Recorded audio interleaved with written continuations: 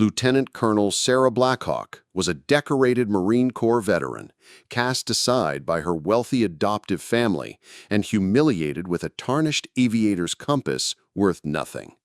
But when her loyal Belgian Tervuren, Echo, led her through forgotten trails in the Nevada desert, Sarah discovered something impossible. The wreckage of her birth father's F-105 Thunderchief that vanished over Laos in 1967. Classified documents that proved the Pentagon knew exactly where Major Daniel Blackhawk had been shot down. And the horrifying truth about why her family desperately wanted that compass to disappear forever. This is the story of how one piece of military hardware and one faithful dog exposed a government cover-up that had lasted over half a century. If this moves you, hit subscribe, give it a like, and share where you're watching from. The crystal chandelier in the Pemberton Estate's Grand Library cast fractured rainbows across the Persian carpets. But the beauty of the room felt cold and mocking to Sarah Blackhawk as she sat rigidly in the antique wingback chair that had been positioned deliberately apart from the family cluster.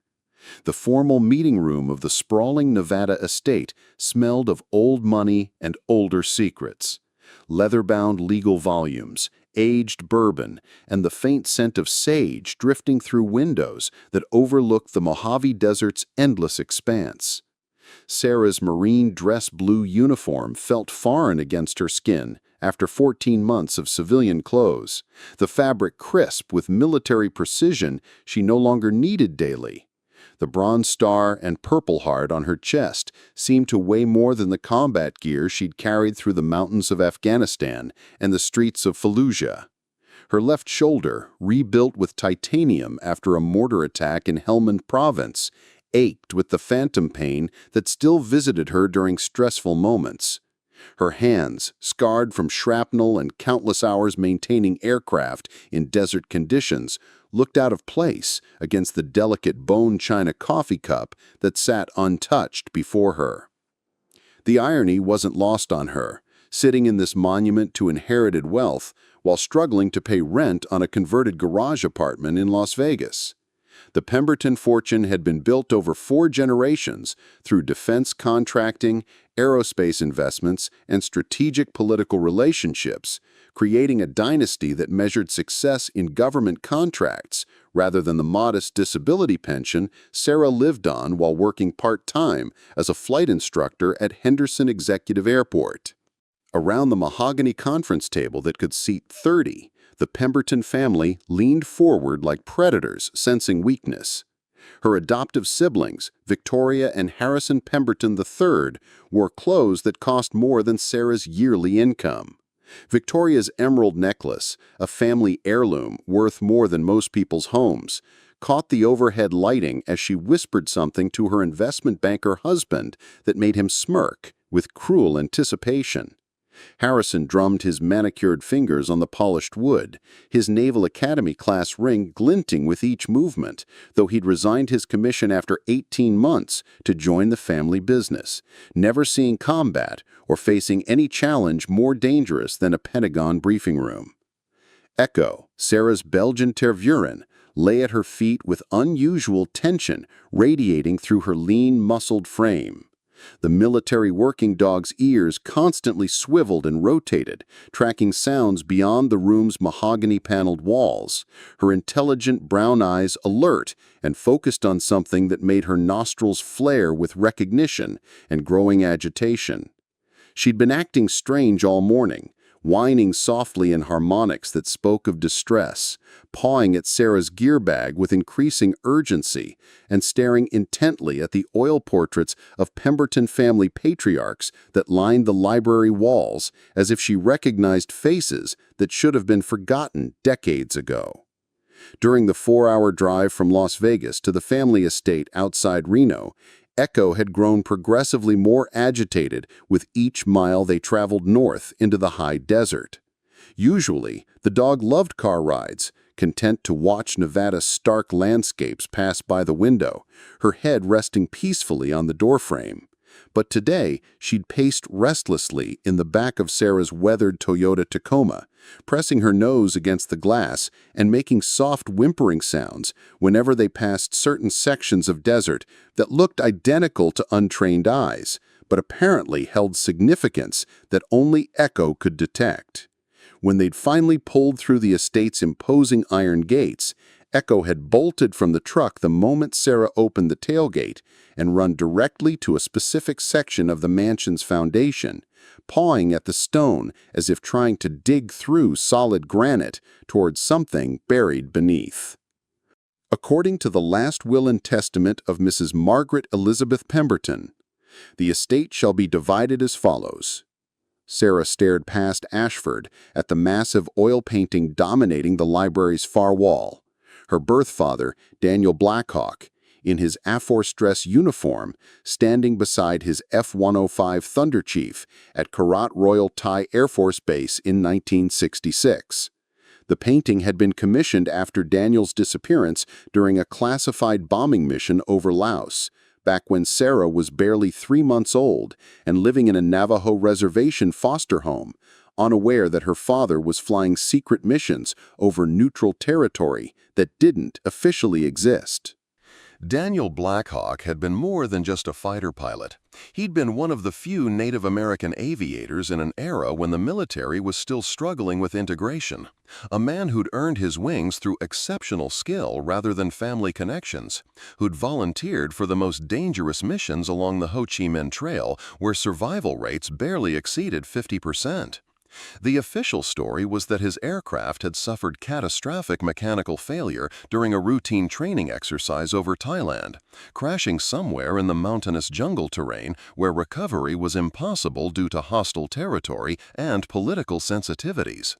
Sarah had grown up with fragments of that story, had been adopted by the Pembertons at age 4 after spending her earliest years in the foster care system, had enlisted in the Marines partly to honor the father she'd never known and partly to prove she was worthy of the family name they'd given her. But there had always been inconsistencies that bothered her. Classified documents her adoptive family claimed didn't exist, survivor benefits that seemed excessive for a training accident, and the way conversation stopped whenever she asked specific questions about the circumstances of Daniel's final mission. Margaret Pemberton, the family matriarch who'd adopted Sarah after marrying into defense contracting wealth, had been the only relative who understood Sarah's restless need to serve something larger than personal comfort. While the rest of the family built careers on inherited connections and political influence, Margaret had visited Sarah during her recovery at Bethesda Naval Hospital, had sat by her bedside during the darkest months when phantom pain from her reconstructed shoulder made her question whether survival was worth the constant reminder of what she'd lost.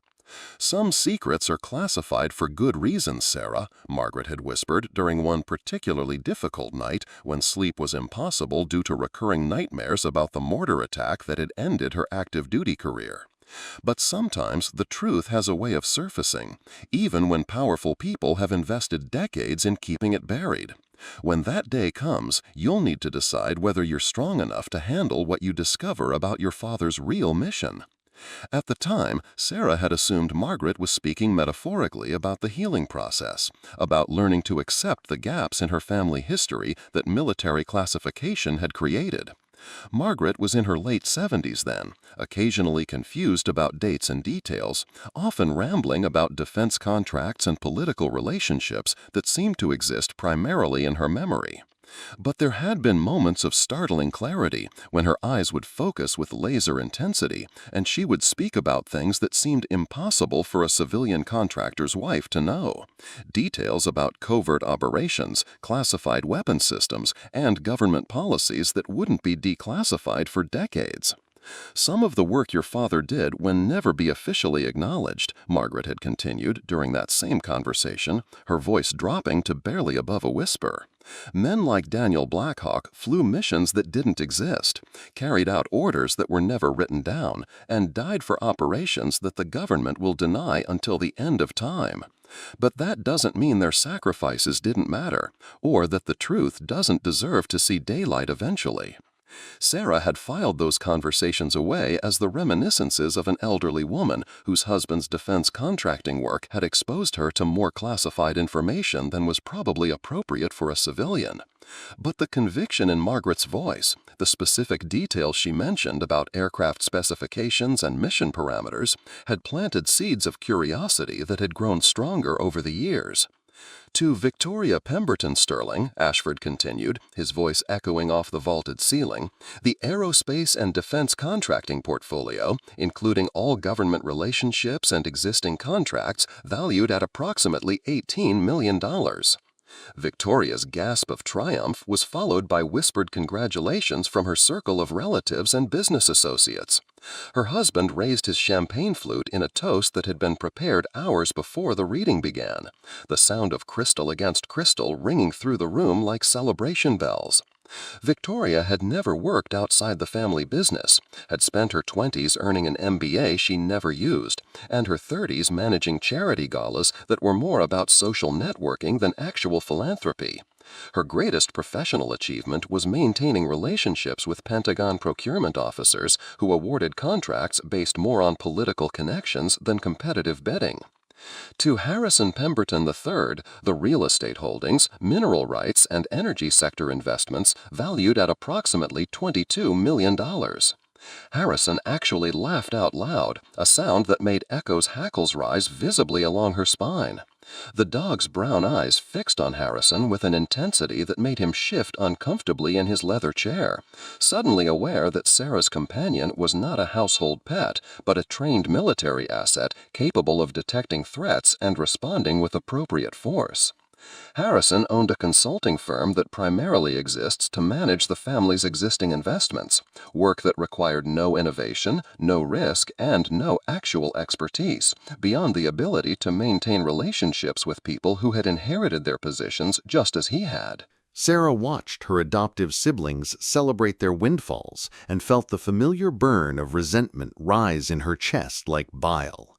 She'd spent 12 years as a Marine Corps aviator, had flown combat missions over some of the world's most dangerous territory, had commanded helicopter squadrons that extracted wounded soldiers from firefights while taking enemy fire.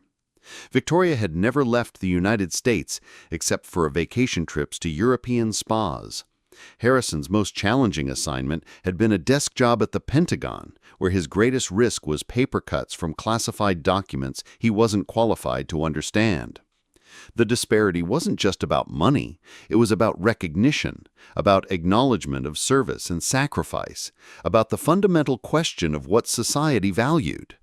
Sarah had given 12 years of her life to military service, had earned her rank through performance under fire, had lost friends and taken scars in defense of principles that her adoptive family claimed to support but had never personally risked anything to defend. To various military charities, veterans organizations, and Native American educational foundations, Ashford read, with the tone of someone checking off required boxes, Mrs. Pemberton has designated donations totaling $4 million. Even the charitable organizations were receiving more than Sarah expected to inherit, which shouldn't have surprised her but somehow still stung. She hadn't driven to Reno hoping for money. She'd made the trip seeking closure, maybe one last connection to the woman who had tried to bridge the gap between Sarah's Native American heritage and the wealthy white family that had raised her, who had spoken cryptically about the importance of knowing one's true history, even when that knowledge came with painful truths. Maybe Margaret had left her a letter, some personal item that connected her to Daniel Blackhawk's memory. A photograph or document that proved she hadn't been completely forgotten by the woman who'd given her opportunities she never would have had otherwise. Margaret had been the one who'd encouraged Sarah to pursue aviation, who'd used family connections to help her get into the Naval Academy prep program, who'd attended her commissioning ceremony when her adoptive siblings were too busy with their own social obligations. Eleanor Margaret Pemberton had understood that Sarah's need to serve came from something deeper than career ambition. It was about proving herself worthy of the family name she'd been given, about honoring the father she'd never known, about finding a place where her mixed heritage and complicated family history could be transformed into something valuable rather than just different. The main estate, including the residence and primary grounds, will be maintained as a family trust, with equal access granted to all surviving family members according to established schedules and protocols. Ashford read, with the tone of someone checking off required boxes. Sarah nodded absently, having expected nothing different. The estate was too valuable and too symbolic to be broken up or sold, and her adoptive siblings had always made clear that her place in the family was conditional on good behavior and appropriate gratitude. She'd never felt entirely comfortable in the mansion anyway, with its formal dining rooms and staff quarters and guest wings that were larger than most people's entire homes. To my adopted daughter, Lieutenant Colonel Sarah Blackhawk, I leave her father's compass, the one Major Daniel Blackhawk carried on his final mission over Southeast Asia. The silence that followed was so complete that Sarah could hear the grandfather clock ticking in the hallway, each mechanical sound marking time with the precision of a countdown to humiliation. The sound seemed to grow louder in the absence of any other noise until it felt like artillery rounds impacting at regular intervals, each tick a reminder that time was passing and her moment of public embarrassment was stretching toward infinity. Then came the laughter. Sharp, cruel, satisfied. Victoria covered her mouth with a jeweled hand, her shoulders shaking with barely contained mirth that she wasn't even trying to disguise as sympathy. The sound was like breaking glass, designed to cut and wound and establish dominance through social violence. Harrison shook his head and muttered something about appropriate gifts for appropriate people, his voice pitched just loud enough for Sarah to hear every dismissive syllable while maintaining plausible deniability about his intent to humiliate. The older relatives, aunts and uncles who had tolerated Sarah's presence at family gatherings without ever fully accepting her as a legitimate member of the Pemberton clan, exchanged knowing looks and satisfied nods. Uncle Richard, who'd made millions selling aircraft components to the same military branches Sarah had actually served in, chuckled and whispered something to his wife that made her giggle behind her manicured hand like a schoolgirl sharing gossip. Aunt Patricia, who'd spent years making subtle comments about Sarah's cultural differences and her inappropriate career choices, looked positively vindicated. Her expression suggested that this moment confirmed everything she had ever believed about Sarah's place in the family hierarchy, specifically that she didn't really belong in it at all. The whispers began almost immediately, voices pitched low enough to maintain plausible deniability, but loud enough to ensure Sarah heard every word. I suppose even Margaret realized that some people are more suited to simple tools than complex responsibilities. Military service is admirable, but it doesn't exactly prepare someone for managing real wealth, does it? At least she got something that matches her background, practical rather than sophisticated. Sarah sat frozen, the words echoing in her ears like the tinnitus that still haunted her from too many helicopter flights without adequate hearing protection. A compass, Daniel's compass. The gift was so absurd, so deliberately insulting in its simplicity, that for a moment she wondered if she'd misheard. But the satisfied expressions on her relatives' faces, the barely concealed amusement in their eyes, confirmed that she hadn't misunderstood anything. Her throat burned with the familiar taste of humiliation that she'd tried so hard to leave behind in therapy sessions and late-night conversations with Echo, who never judged, never questioned, never made her feel like a charity case who should be grateful for whatever scraps of acceptance she received. The VA counselors had worked with her on self-worth and family dynamics, had helped her understand that other people's opinions didn't define her value as a person. But sitting in this room, surrounded by people who shared her legal name but had never shared her struggles, all that progress felt like smoke dispersing in a strong wind. Ashford extended his hand across the vast conference table, a small leather case resting in his palm like an accusation wrapped in expensive packaging. The distance between them seemed enormous, requiring Sarah to stand and walk the length of the polished table, while every pair of eyes in the room tracked her movement, like spectators watching a gladiator walk toward the arena. Each step echoed in the silence, her military dress shoes clicking against the marble floor with a precision that felt absurd under the circumstances. The walk felt like a perp walk, like she was being marched to her own execution, while her family watched with the satisfaction of people who had finally succeeded in putting someone they'd never quite accepted back in their proper place. Some of them weren't even trying to hide their amusement anymore. Cousin David had his phone positioned discreetly, probably recording this moment to share later at country club gatherings as a humorous anecdote about poor Sarah and her appropriate inheritance. Inside the leather case was a military compass, brass and steel, worn smooth with decades of handling in desert conditions. But as Sarah's fingers closed around the instrument, she felt something unexpected. The compass was significantly heavier than it should have been for standard military navigation equipment, and along its edges were tiny markings that looked like deliberate notches rather than random wear, each one precisely placed and carefully maintained despite the instrument's obviously advanced age. The compass face itself was fascinating in its complexity, showing not just standard magnetic directions, but additional markings and symbols that didn't appear on normal navigation equipment. There were tiny numbers etched around the rim that might have been coordinates or radio frequencies, and a series of small holes along one edge that looked like they might accept some kind of key or activation device. "That's it?" Victoria said, her voice carrying across the room like a whip crack designed to draw blood. I suppose even Mother Margaret understood that some people are better suited to practical tools than real responsibility.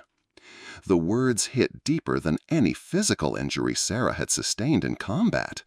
She had survived mortar attacks and helicopter crashes, had performed medical evacuations under enemy fire, and extracted wounded Marines from situations where survival was measured in seconds rather than minutes.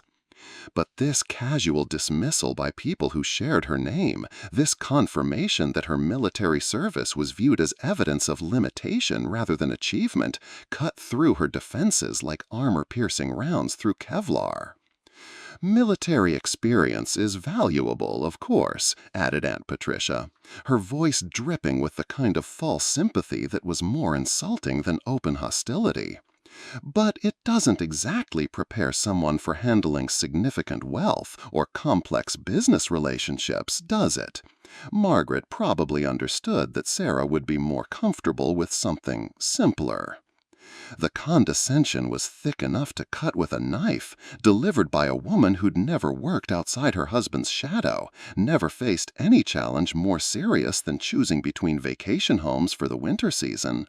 This from people who measured their worth in inherited assets rather than personal achievement, who'd built their entire identity around money they'd never earned and connections they'd never forged through their own efforts.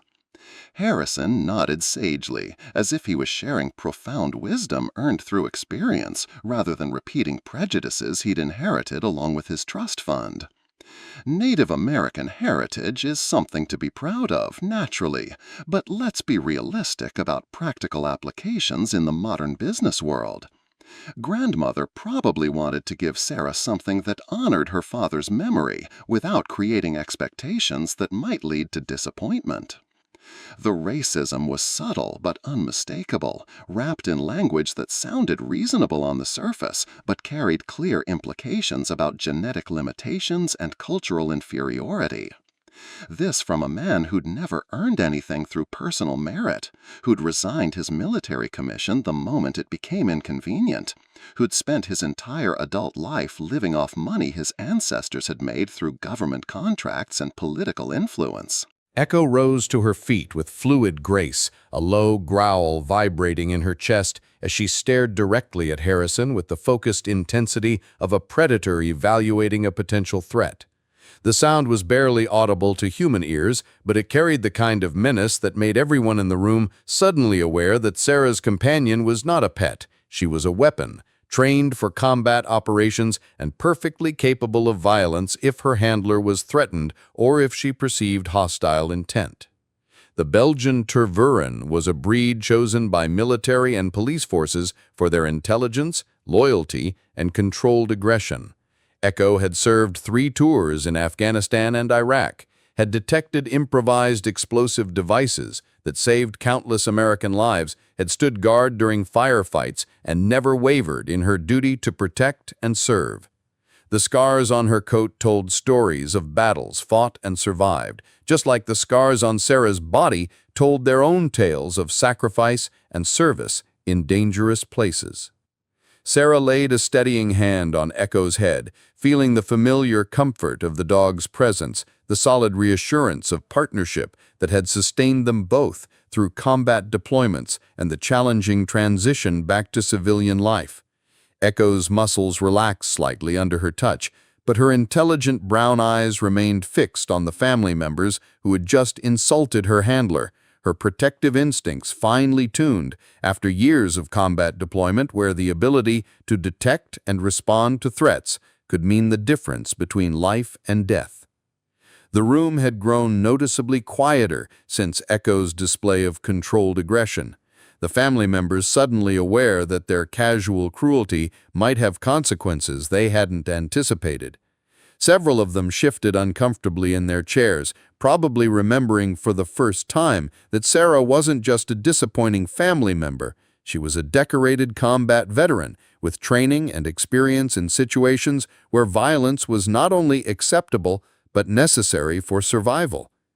Sarah's voice, when she finally spoke, was low and controlled, the same voice she'd used when coordinating medical evacuations under enemy fire, when chaos surrounded her, but someone had to remain calm and professional enough to save lives and complete the mission.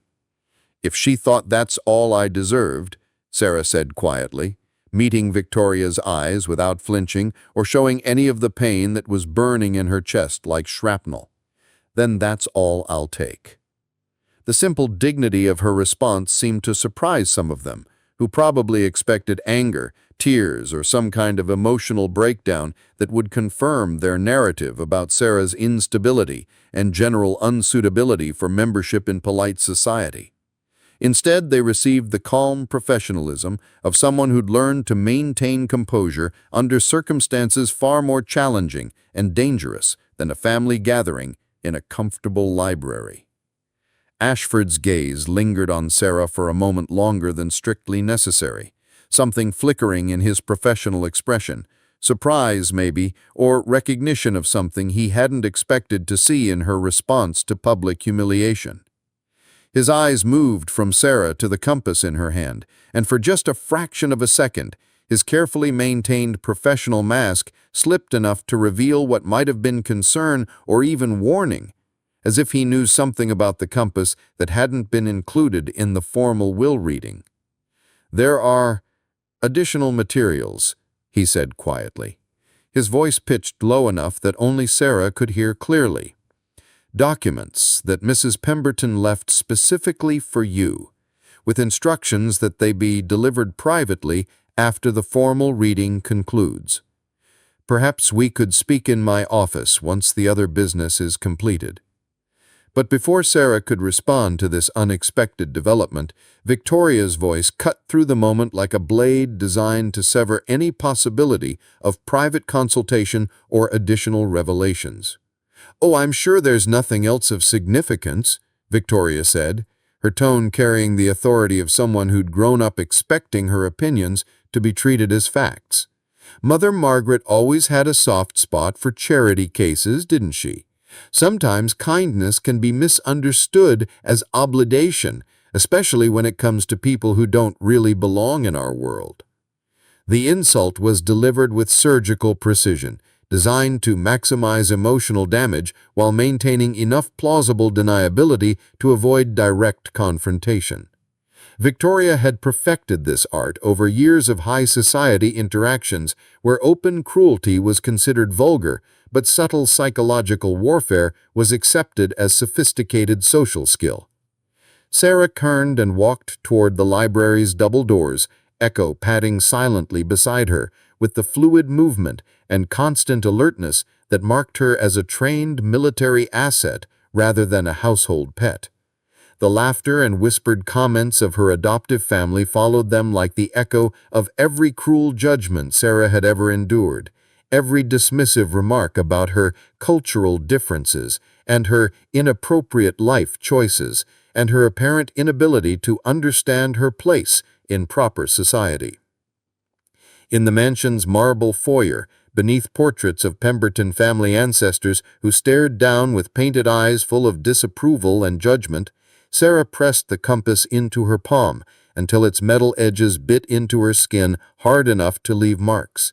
The instrument was still warm from her grip, and she could swear she felt a subtle vibration, as if there were mechanisms inside the compass housing that were more complex than simple magnetic navigation would require. Worthless. That's what they all thought she was, the adopted daughter who'd chosen military service over business school, who'd come home with scars instead of success stories, who'd worked with her hands and risked her life instead of manipulating stock portfolios and government contracts.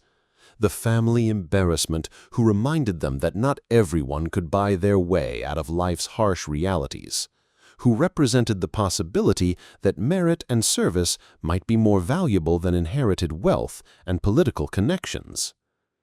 Outside, the Nevada desert air was dry and sharp with the scent of sage and distant mountains. Familiar smells that should have been comforting but felt hollow now under the weight of public humiliation and family rejection. The afternoon sun was beginning its descent toward the western horizon, painting the sky in colors that promised another spectacular desert sunset that Sarah wouldn't be around to appreciate. Her Toyota Tacoma looked shabby and out of place next to the collection of luxury vehicles parked in the estate's circular drive. Mercedes sedans, BMW SUVs, a Bentley that probably cost more than most people earned in a decade. Her truck had dents and scratches from years of practical use, honest wear from honest work, that looked pathetic beside the pristine perfection of vehicles that were more about displaying wealth than providing transportation. Echo jumped into the passenger seat, but didn't settle down as she normally would for a long drive. Instead, the dog kept turning toward the desert that stretched beyond the estate's manicured boundaries, her ears pricked forward and her body tense with the kind of alertness that Sarah had learned to trust completely during their shared combat deployments. The dog's attention was fixed on something in the vast expanse of sand and rock that she couldn't see or hear, something that made her nostrils flare, as if catching a scent that excited and confused her in equal measure. As Sarah started the truck and began the winding drive away from the estate, Echo's behavior grew more agitated with each mile they traveled back toward the main highway. She whined softly in harmonics that spoke of distress and urgency. Pawing at the passenger window with increasing insistence, her gaze locked on sections of desert that looked identical to untrained human eyes, but apparently held significance that only Echo could detect and understand. At one point, Echo actually barked, sharp and urgent, at a section of desert that looked no different than the thousands of acres they'd already passed. The sound was so unexpected in the truck's quiet cabin that Sarah nearly swerved off the road, her hands tightening on the steering wheel as combat reflexes kicked in automatically. The sound was particularly significant because Echo never barked without serious reason, never made unnecessary noise that could compromise operational security. In combat situations, the dog's silence had been a matter of life and death for entire units, and old habits died hard even in civilian environments where stealth was no longer a survival requirement. "What is it, girl?" Sarah asked, but Echo only whined again and pressed her nose against the glass, leaving smudges that caught the afternoon light in patterns that looked almost like symbols or coordinates, though that was probably just Sarah's imagination trying to find meaning in random marks. The drive back to Las Vegas usually took 90 minutes, but Sarah found herself pulling over at a rest stop halfway between Reno and her apartment, unable to ignore Echo's growing distress and her own need to process what had just happened at the estate. She parked at a scenic overlook where tourists sometimes stopped to photograph the dramatic desert landscape that stretched to the horizon in every direction. But Echo wasn't interested in scenery or rest. The dog was focused on the desert behind them, her entire body vibrating with tension that seemed to increase the longer they sat stationary. She kept looking back toward the general direction of the Pemberton estate, then at Sarah, then back at the endless expanse of sand and rock, as if trying to communicate something urgently important that transcended the normal boundaries between human and animal understanding. Sarah pulled the compass from her pocket and held it up to the afternoon sunlight, studying the instrument more carefully than she'd been able to under the scrutiny of her family's hostile observation. The strange markings she'd noticed earlier seemed to shift and move in the changing light, and she could swear the needle was pointing in a specific direction that had nothing to do with magnetic north, toward the same section of desert that had captured Echo's intense attention. The more she studied the compass, the more convinced she became that it wasn't standard military navigation equipment. The markings were too precise, too purposeful, like a specialized instrument designed for a specific mission rather than general field use. Margaret had been married to a defense contractor for 40 years. She would have had access to equipment and information that most civilians never saw, including prototypes and classified systems that weren't available through normal military supply channels. "After everything," Sarah whispered to the desert wind, thinking of roadside bombs in Fallujah, of helicopter crashes in mountain valleys, of friends who didn't come home, and the weight of survivor's guilt that followed her through sleepless nights. 3 tours overseas, 36 months in combat zones, and I come home to this.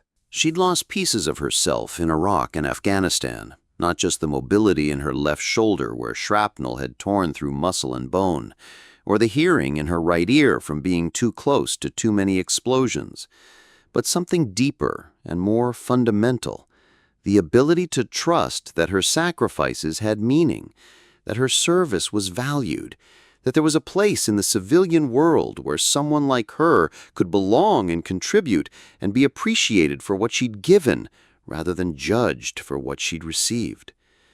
The VA had tried to help with therapy and medication, had provided tools for managing PTSD and reintegrating into civilian society. But how do you heal from the wound of being unwanted by the people who raised you? How do you recover from surviving hell only to discover that the family whose name you carry sees your survival as an embarrassment rather than an achievement? Sarah slipped the compass back into her pocket and turned to find Echo staring at her with those intelligent brown eyes that seemed to understand everything she couldn't put into words. The dog leaned against her leg, solid and warm and reassuring, a reminder that she wasn't completely alone in the world, even when it felt like everyone else had abandoned her. Echo's presence was the one constant in her life that had never wavered, never judged, never made her feel like she was fundamentally lacking something essential for human connection. "Just you and me, girl," Sarah said, scratching behind Echo's ears in the spot that always made the dog's eyes close in contentment. "Same as always." But as they drove away from the overlook and continued toward Las Vegas, Sarah couldn't shake the feeling that the compass in her pocket was heavier than any navigation instrument should be, warmer than metal exposed to desert sun had any right to be. And Echo's continued focus on the desert behind them suggested that Margaret Pemberton's final gift might be more significant than it appeared, that the woman who'd spent 40 years married to a defense contractor might have left her something that the rest of the family couldn't see or understand, something that connected her to the father she'd never known and the military service that had defined her adult life. For now, though, all Sarah Blackhawk had was a compass that felt like a final confirmation of her second-class status in the family that had raised her, and a war dog who seemed to know secrets that no one had thought to share. The desert highway stretched ahead of them, leading back to her converted garage apartment, her part-time job teaching rich kids to fly airplanes, and the quiet desperation of trying to build a meaningful life from the pieces that 12 years of military service had left behind. But Echo kept looking back toward the desert, and the compass in her pocket seemed to pulse with warmth that defied physical explanation, as if Margaret Pemberton's greatest secret was just beginning to reveal itself to the one person who might be worthy of discovering the truth about Major Daniel Blackhawk's final mission and the government cover-up that had lasted 57 years. Sarah Blackhawk woke before dawn in her converted garage apartment to the sound of Echo pacing restlessly across the concrete floor, her claws clicking against the surface with the rhythmic precision of a metronome, counting down to something urgent. The studio space smelled faintly of motor oil from the auto shop next door, and instant coffee that had become as familiar as her own heartbeat. She sat on the edge of her military surplus cot, staring at the water stain on the opposite wall that resembled a map of territory she'd never wanted to explore. The compass lay on her makeshift nightstand, a wooden crate she'd rescued from a dumpster behind Henderson Executive Airport, catching the pale pre-dawn light that filtered through the single window she couldn't afford to replace with something more energy efficient. 3 days had passed since the humiliating will reading at the Pemberton estate. 3 days of turning the mysterious instrument over in her fingers while trying to make sense of Margaret's final message and the strange markings that seemed to shift and change depending on the angle and lighting. Echo whined softly, pressing her nose against the door that led to the small courtyard behind the garage, as if she could smell something beyond the chain-link fence that separated their modest living space from the vast Mojave Desert that stretched for hundreds of miles in every direction. The dog had been restless since they'd returned from Reno, pacing the confined space like a caged predator, occasionally pawing at the concrete floor near the window that faced west toward the mountains where classified operations had been conducted for decades. Sarah rubbed her temples, trying to massage away the headache that had become her constant companion since the confrontation with her adoptive family. The VA psychiatrist, Dr. Elena Vasquez, had warned her about triggers and stress responses, had provided tools for managing the anger and shame that could spiral into darker psychological territories if left unchecked. But no amount of cognitive behavioral therapy had prepared her for the particular sting of being rejected by people who raised her, who gave her opportunities and education, and then made it clear that her gratitude would never be sufficient payment for their conditional acceptance. "Come on, girl," Sarah said, reaching for the flight jacket she'd worn during her final deployment, the leather worn soft from years of use in desert conditions. "Time for another glamorous day at the airfield." Desert Sky Aviation occupied a converted hangar at the edge of Henderson Executive Airport, where Las Vegas money came to play with expensive toys and learn skills they'd never need for survival. The business catered to wealthy retirees who wanted to learn aerobatics and tech executives who thought flying vintage warbirds would give them the credibility they'd never earned through actual service. Sarah had been hired not out of charity, but because she was one of the few instructors in Nevada who could fly military aircraft without getting wealthy students killed, and because her military record gave the operation credibility with clients who wanted authentic rather than civilian flight training.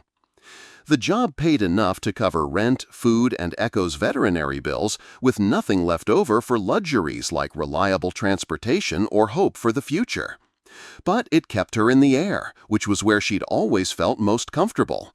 And it provided the kind of structured routine that helped combat veterans maintain stability in civilian environments that often felt chaotic and purposeless by comparison. The morning routine was always the same.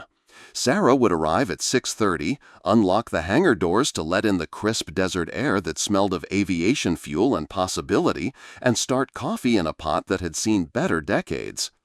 Echo would find her spot in the corner where she could monitor both the entrance and Sarah's activities. Her presence a comfort that made the long days of teaching spoiled rich kids how to fly bearable. But today felt different from the moment they stepped onto the tarmac. Echo remained agitated, unable to settle into her usual routine of calm observation. She paced the perimeter of the hangar, sniffing at corners and shadows as if tracking a scent that had no business being in a civilian aviation facility. Her behavior reminded Sarah of those tense moments in combat zones when Echo had detected improvised explosive devices before any human could perceive the threat. Her military training still active, even in environments where such vigilance should have been unnecessary. "What's got you spooked, girl?" Sarah asked. But Echo only whined and returned to her systematic patrol of the hangar's boundaries, her attention focused on details that remained invisible to human perception. The first student of the day was Marcus Rothschild, a tech millionaire whose idea of risk management was diversifying his cryptocurrency portfolio. He'd been taking lessons for 6 months and still couldn't perform a decent landing in calm weather, but he paid cash and didn't ask questions about Sarah's military background, which made him preferable to students who wanted war stories along with flight instruction. "Same aircraft?" Sarah asked, wiping her hands on a rag that had absorbed more grease than fabric could reasonably contain, while trying not to think about how much Marcus spent on a single lesson compared to her monthly disability payment. Marcus nodded, his eyes carrying the particular anxiety of someone who'd discovered that money couldn't purchase competence in activities that required actual skill and judgment. "The Cessna 172. I'm still not comfortable with crosswind landings." Sarah ducked under the wing to perform the pre-flight inspection, running her hands along familiar systems with the practiced precision of someone who understood that aircraft maintenance was the difference between returning home safely and becoming a statistic in accident reports. The Cessna was a simple aircraft, reliable and forgiving in its limitations, honest about its capabilities and performance parameters. Unlike humans, airplanes didn't lie about their condition or pretend to be something they weren't for social advancement. As she worked, Sarah found herself thinking about the contrast between her current reality and the wealth she'd witnessed at the Pemberton estate. Marcus would spend more on his afternoon lunch than Echo's monthly food budget, and her adoptive siblings would consider his net worth pocket change compared to their inherited portfolios. But here was Sarah, using skills that actually mattered, keeping people alive through knowledge and experience that couldn't be purchased at any price. The crosswind landing lesson went better than usual, with Marcus finally managing to keep the aircraft centered on the runway during touchdown instead of drifting sideways and requiring Sarah's intervention to prevent a ground loop. Small victories in flight training were still victories, and Sarah felt the familiar satisfaction of watching a student master a challenging skill through practice and instruction. "You're getting better," Sarah told him as they secured the aircraft after the lesson. "Next week we'll work on emergency procedures, engine failures, and forced landings." Marcus's expression shifted to obvious concern. "Is that really necessary? I mean, how often do engines actually fail?" Sarah looked at him with the patient expression she'd perfected for students who thought aviation was supposed to be safe and predictable. "Often enough that every pilot needs to know how to handle it. The aircraft doesn't care how much money you have when the engine quits at 3,000 feet.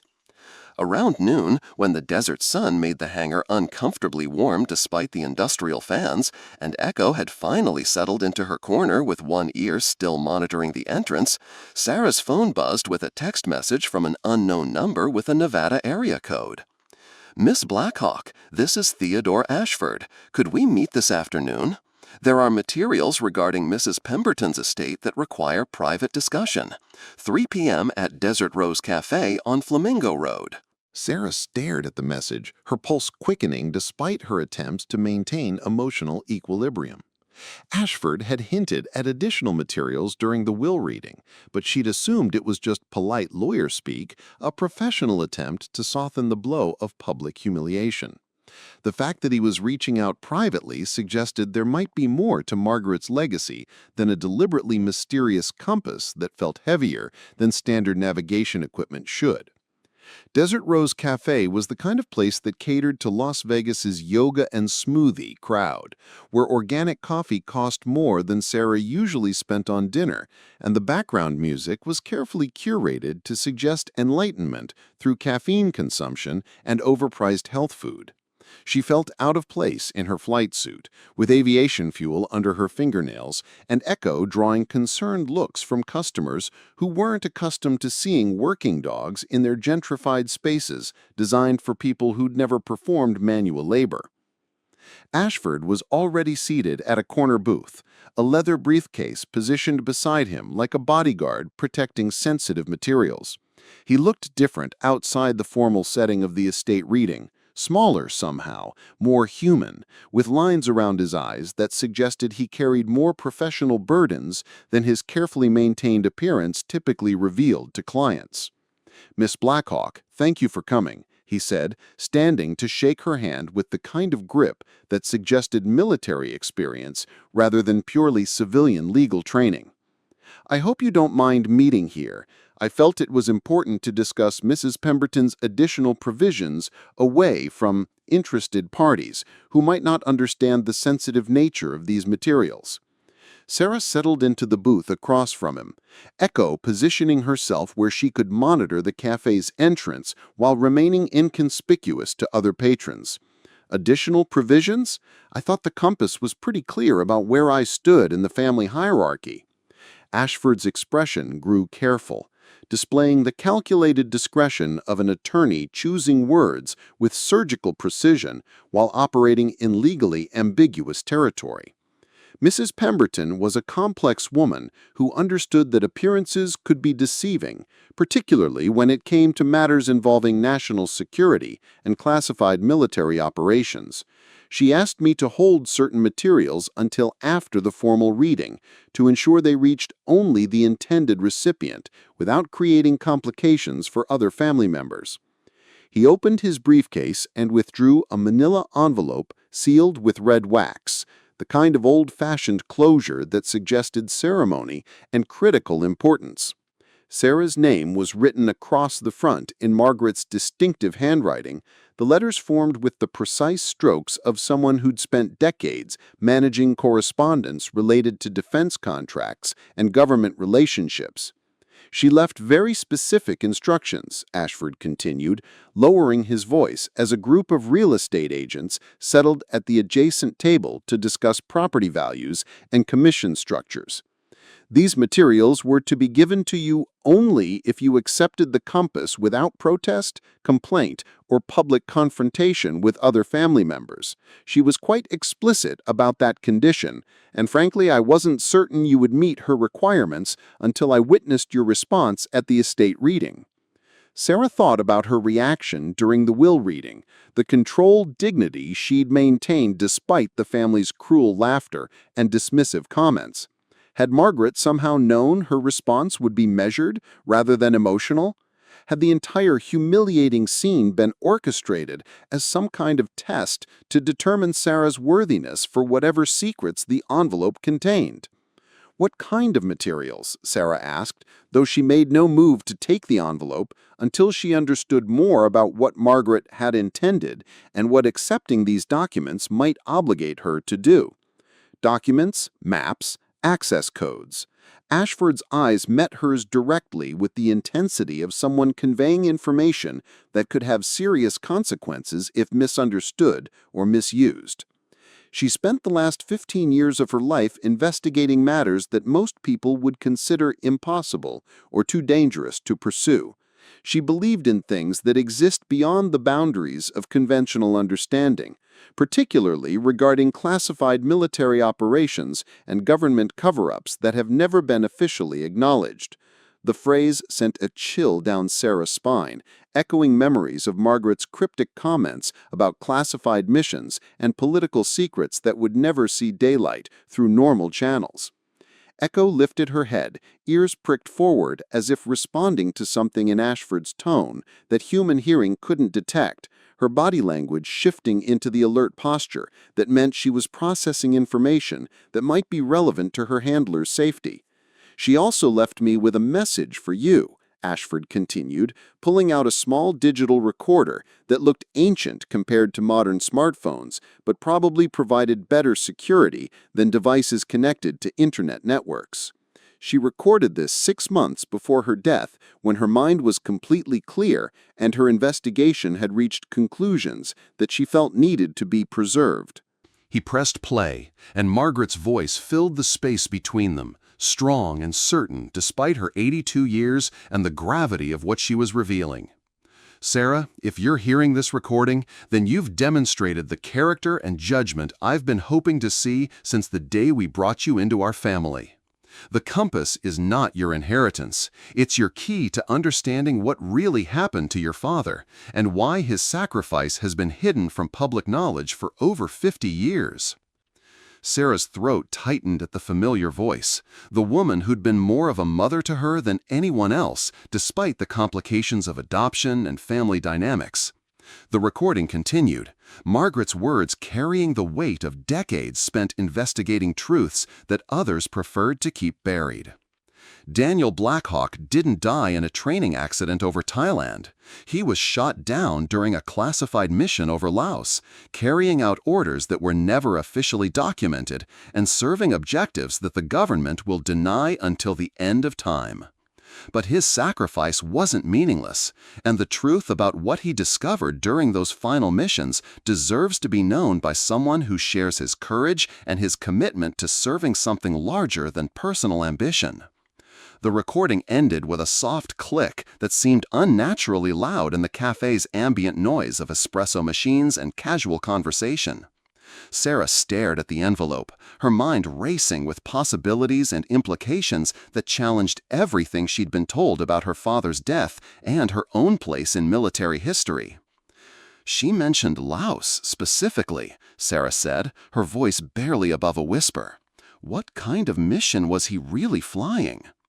Ashford glanced around the cafe, ensuring their conversation remained private despite the public setting.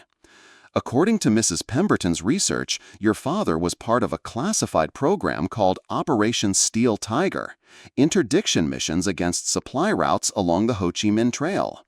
But his final mission was different, more sensitive than standard bombing runs against truck convoys and supply depots." He leaned forward, his voice dropping to barely above a whisper.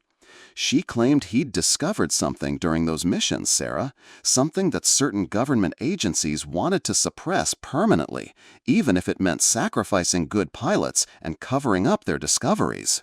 She spent millions of her own money and 15 years of her life investigating what your father found and why his knowledge was considered too dangerous to acknowledge." Sarah's pulse quickened as pieces of a larger puzzle began falling into place. "What kind of something?" "I don't know the specifics. Mrs. Pemberton never told me the complete truth, only that it involved weapons testing, experimental aircraft, and discoveries that would have significant implications for both military strategy and public policy if they became widely known." Ashford's expression grew troubled, reflecting the burden of handling information he didn't fully understand. "But I do know that other people are still looking for answers to the same questions, and they don't share your family's ethical constraints about how far they're willing to go to suppress inconvenient truths." As if summoned by his words, Echo suddenly stood, her attention fixed on something outside the cafe's large windows that faced the busy Las Vegas street. The dog's posture shifted into the alert stance Sarah recognized from combat deployments, muscles coiled and ready for action, her focus locked on threats that remained invisible to human perception. "What is it, girl?" Sarah asked, but Echo remained focused on the street, tracking movement that could be innocent pedestrian traffic or something more concerning. A black Suburban with tinted windows drove slowly past the cafe, its occupants invisible behind dark glass that reflected the afternoon sun. The vehicle moved with the deliberate pace of surveillance rather than casual traffic, and Sarah felt her combat instincts activate for the first time since leaving active duty, adrenaline flooding her system as training took over conscious thought. "We should continue this conversation elsewhere," Ashford said, his own eyes following the Suburban's progress down Flamingo Road. "Mrs. Pemberton warned me that others might be monitoring anyone who showed interest in her research, especially family members who might have inherited her materials or her determination to find the truth." Sarah took the envelope, feeling its weight settle in her hands like responsibility made tangible and potentially dangerous. Inside, she could feel the bulk of papers, the hard edges of what might be keys or electronic devices, and the promise of answers to questions she hadn't known she should be asking about her father's death and her own family history. "Why now?" she asked, still processing the implications of what Margaret had discovered. Margaret died 8 months ago. Why wait until after the will reading to reveal this information? Ashford closed his briefcase with sharp clicks that sounded like gunshots in the cafe's casual atmosphere, the sound drawing brief attention from other patrons who then returned to their conversations about real estate and workout routines. As they prepared to leave the cafe, Sarah noticed that the black Suburban had circled back and was now parked across the street, engine running but no occupants visible entering or exiting the vehicle. Echo's hackles were fully raised, her attention locked on the SUV with an intensity that made other cafe patrons give them a wider berth as they moved toward the exit. "Who's in the Suburban?" Sarah asked, her military training automatically cataloging escape routes and potential defensive positions in case the surveillance turned into something more aggressive. Ashford followed her gaze, his expression growing grim as he recognized the implications of being monitored by professionals with resources and authorization for surveillance operations. "I'm not certain of their specific identity, but Mrs. Pemberton mentioned that certain government agencies had been asking questions about her research activities. Organizations with enough authority to conduct surveillance on American citizens and enough resources to maintain operations across multiple decades." The implications settled over Sarah like familiar weight, the kind of operational awareness that had kept her alive through 3 combat deployments in hostile territory. Whatever Daniel Blackhawk had discovered during his classified missions over Laos, other people wanted that information badly enough to conduct surveillance on a family attorney and a veteran flight instructor in broad daylight on a busy Las Vegas street.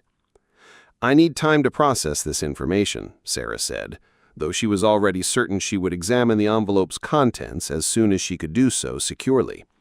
Margaret's voice on the recording had carried too much conviction, too much love, and too much urgency to ignore or dismiss as the fantasies of an elderly woman with too much time and money.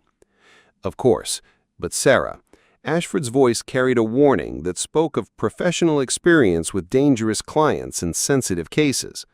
Mrs. Pemberton's paranoia about government surveillance and cover-ups wasn't entirely unfounded based on what happened to her when she got too close to certain classified materials.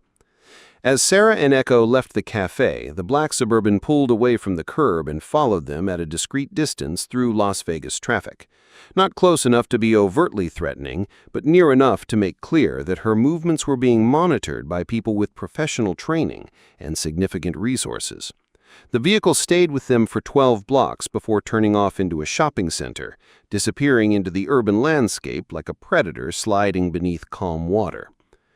Back at her converted garage apartment, Sarah spread the envelope's contents across her small kitchen table while Echo maintained watch at the single window that faced the street.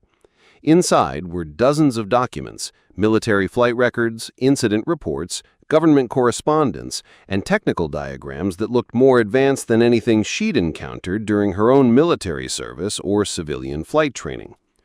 The most significant document was a copy of Daniel Blackhawk's actual mission orders from December 1967, stamped with classification levels that should have kept them secret for another 30 years. According to the orders, Major Blackhawk had been directed to conduct reconnaissance flights over specific coordinates in eastern Laos, not for standard interdiction missions against supply convoys, but to photograph and document what appeared to be advanced aircraft testing facilities operated by unknown personnel. But it was the photographs that stopped Sarah's breathing completely. Black and white aerial images showing aircraft on remote airstrips that looked decades ahead of anything the American military had been flying in 1967.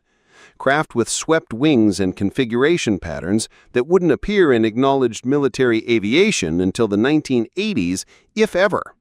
Images that suggested someone had been testing experimental aircraft in neutral territory during the height of the Vietnam War, using locations where crashes and disappearances could be attributed to enemy action rather than testing accidents. On the back of one photograph, in Daniel's precise handwriting, were GPS coordinates and a single word: Prometheus. Sarah held up the compass, comparing its strange markings to symbols visible on what appeared to be aircraft identification numbers in the photographs. They matched perfectly, down to the smallest detail, suggesting that the compass wasn't just a navigation instrument, but some kind of access device or identification system related to whatever Daniel had been investigating. Echo whined softly and pawed at the floor near the window, her behavior echoing the restlessness she'd shown since their visit to the Pemberton estate. Looking at her now, studying the dog's focused attention on the desert visible in the distance, Sarah began to understand that Margaret's investigation hadn't been conducted entirely from library research and government documents. The GPS coordinates Daniel had written on the photograph pointed to a location in the Nevada desert, approximately 60 miles northeast of Las Vegas, in an area that should have been empty federal land, but appeared on Margaret's documents as the site of ongoing classified testing operations that had never been officially acknowledged by any government agency. As the sun set behind the spring mountains, painting the desert in shades of gold and orange that promised another clear flying day tomorrow, Sarah couldn't shake the feeling that accepting Margaret's challenge would change her life in ways she couldn't predict or control, potentially putting her in direct opposition to government agencies that had spent decades covering up whatever Daniel Blackhawk had discovered during his final mission.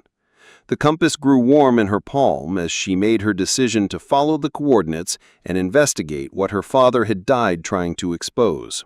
Whatever classified project had been operating in the Nevada desert for over 50 years, whatever experimental aircraft had been responsible for Daniel's death, Sarah would claim her inheritance of truth, even if it meant confronting forces that preferred some secrets to remain buried forever. Echo settled beside her chair, the dog's presence a reminder that she wouldn't face whatever came next alone. Together, they would follow Daniel's coordinates into the Nevada desert, where classified facilities waited for someone brave enough to demand answers about cover-ups that had lasted half a century. The black Suburban didn't return that night, but Sarah slept with one hand on Echo's fur and the other on the service pistol she kept beside her bed, her military training and Margaret's warnings combining into a hyper-vigilance that would serve her well in the days to come. The desert held secrets that powerful people had killed to protect, and Sarah Blackhawk was about to discover that some family legacies came with a price that few people were strong enough to pay. Sarah Blackhawk stood in her converted garage at 4:30 a.m., surrounded by Daniel's documents spread across every available surface like pieces of an impossible puzzle that had waited 57 years for assembly. Sleep had proven elusive since her meeting with Ashford, her mind churning through classified flight records, technical specifications for experimental aircraft, and incident reports that painted a picture of systematic cover-ups extending far beyond a single pilot's disappearance over Laos. The GPS coordinates Daniel had written on the aerial photograph pointed to a location in the Nevada Test and Training Range, 63 miles northeast of Las Vegas in restricted airspace where civilian aircraft were prohibited and military operations remained classified decades after their completion. Echo lay beneath the makeshift table, her breathing steady, but her ears still tracking every sound from the desert beyond their small living space. But today would be different. Today, Sarah would finally get the answers that had eluded 3 generations of her family. Sarah rubbed her eyes, trying to process information that challenged everything she'd been taught about military protocol and government transparency. The documents Margaret had collected painted a disturbing picture of Operation Prometheus, a joint CIA and Air Force program that had been testing captured foreign aircraft alongside experimental American designs in remote desert facilities, using pilots like Daniel Blackhawk, who possessed both exceptional skill and security clearances that would prevent them from compromising classified information. The most troubling documents were the incident reports, dense technical analyses that described aircraft losses and pilot casualties in language designed to obscure what actually happened during test flights of vehicles that pushed the boundaries of known aerodynamics and propulsion technology. Daniel's name appeared in 12 separate reports between October 1966 and December 1967, each one documenting increasingly dangerous missions involving aircraft that bore no resemblance to standard military inventory. Part of her had wanted to pack everything back into Margaret's envelope and pretend none of this information had ever entered her life. But Daniel's sacrifice and Margaret's 15 years of investigation deserved more than willful ignorance. Echo stirred beneath the table, lifting her head with sudden alertness. Sarah froze, listening to the pre-dawn silence. Then she heard it, the soft crunch of footsteps on gravel outside, moving with careful precision. But this time, the footsteps stopped directly at her door. 3 measured knocks echoed through the converted garage. Sarah reached for her service pistol while Echo rose silently, positioning herself protectively. Through the small window, she could see a figure in a dark suit, not the aggressive posture of a threat, but the professional stance of someone with official business. "Ms. Blackhawk," came a voice through the door, authoritative but not hostile. "I am Agent Patricia Hendricks, Department of Defense Intelligence. We need to talk."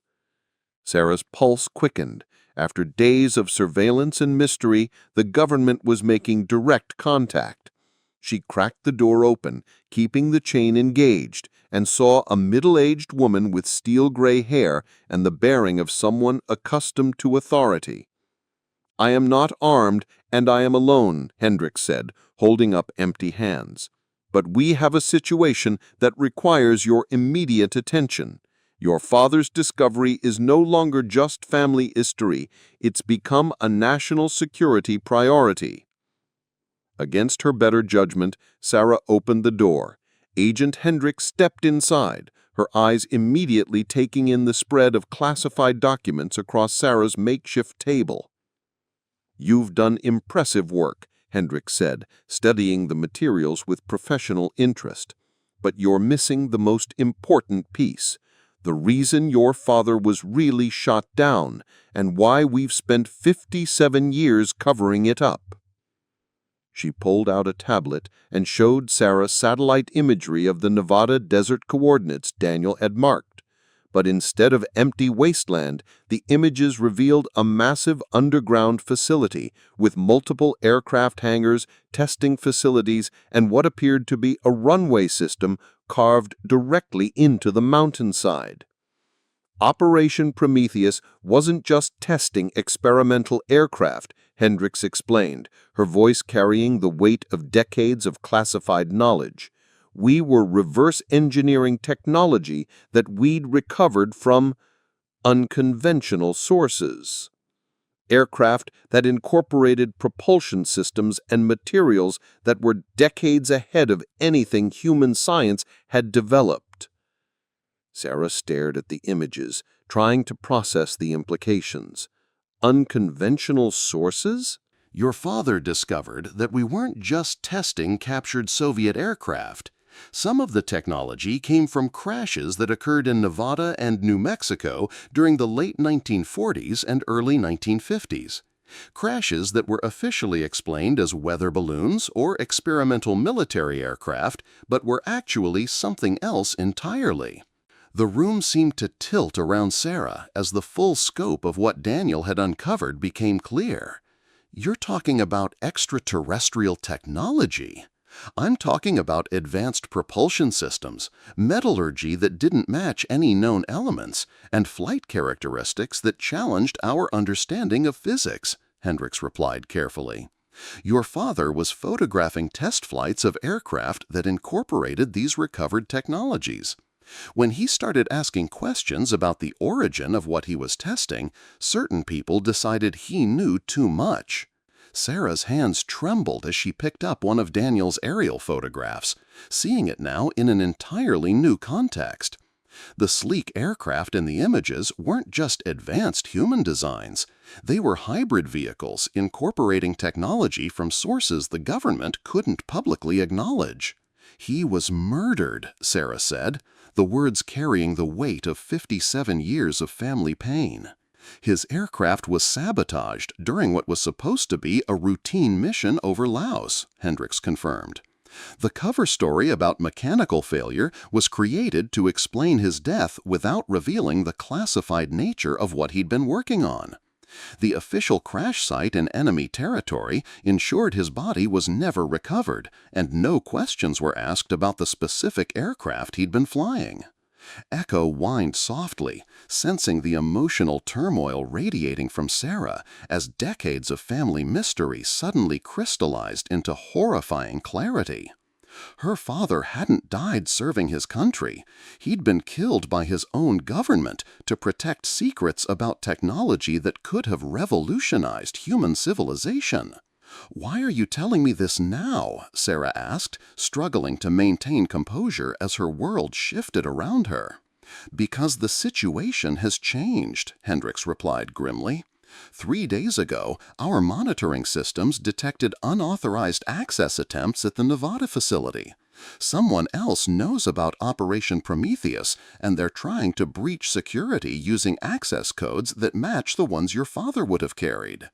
She showed Sarah additional satellite imagery revealing vehicles and personnel around the facility's perimeter. Not military units, but corporate security teams with advanced equipment and clear hostile intent. "Your adoptive siblings have been working with private military contractors and foreign intelligence services," Hendricks explained.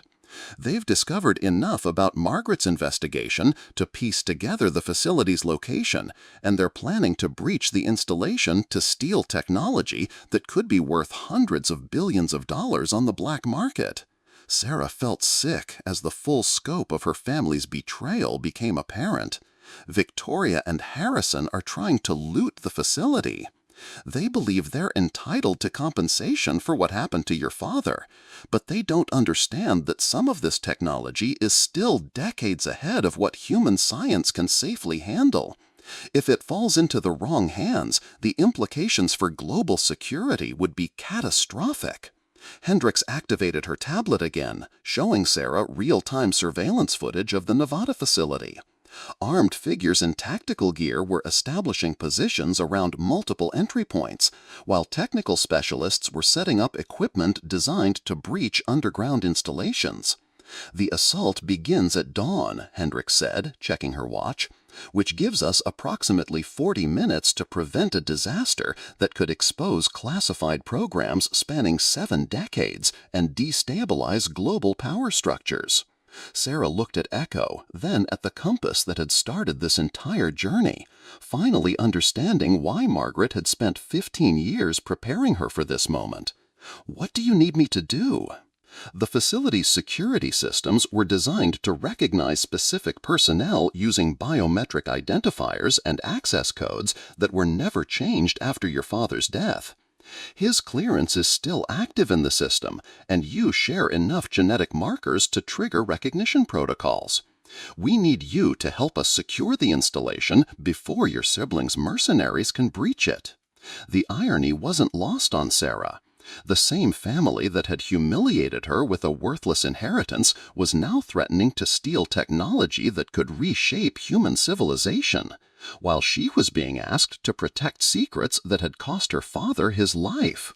"And if I refuse," Sarah asked, Then advanced propulsion technology, weapon systems, and material science beyond current human understanding falls into the hands of people who will sell it to the highest bidder regardless of global consequences.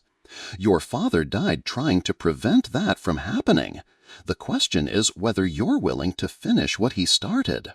Sarah holstered her weapon and grabbed her flight jacket, the decision feeling both inevitable and terrifying. Echo bounded to her side, ready for whatever mission lay ahead, her loyalty unwavering despite the dangers they were about to face. "We'll need transportation," Sarah said, her military training taking over as she shifted into operational mode. "Already arranged," Hendricks replied, leading them outside where a military helicopter waited with rotors already spinning. "The pilot has clearance for the restricted airspace, and we have a small team of specialists standing by to assist with facility security." As they lifted off into the pre-dawn darkness, Sarah watched Las Vegas shrink behind them while the vast Nevada desert stretched ahead. The compass in her pocket seemed to pulse with warmth, as if responding to their approach toward the coordinates Daniel had died trying to investigate. "There's something else you need to know," Hendricks said over the helicopter's intercom as they flew toward the facility. "Your father didn't just discover evidence of advanced technology. He found proof that some of the recovered materials contained information, data storage systems with technical specifications, and star maps that suggested the original visitors were part of a larger exploration program." Sarah's breath caught as the full implications became clear. "They're still out there. Some of the technology we recovered included communication equipment that's been actively monitoring for return signals," Hendricks confirmed. "Your father realized that advancing human technology using these materials might eventually attract attention from whoever originally visited Earth. He was trying to document everything because he believed humanity deserved to know what we might be preparing to encounter."